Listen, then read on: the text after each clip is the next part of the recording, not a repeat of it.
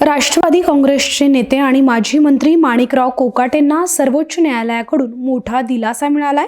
कोकाटे यांच्या शिक्षेला सर्वोच्च न्यायालयाने स्थगिती दिली असून त्यामुळे त्यांची आमदारकी कायम राहणार आहे।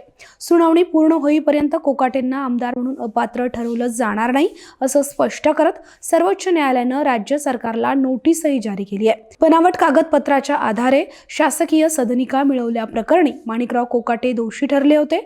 या प्रकरणात त्यांना 2 वर्षाची शिक्षा सुनावण्यात आली होती।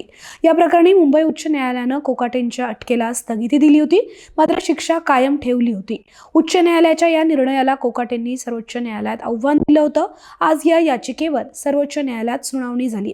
सुनावणी दरम्यान न्यायालयाने कोकाटेंच्या शिक्षेला स्थगिती देत त्यांना मोठा दिलासा दिलाय।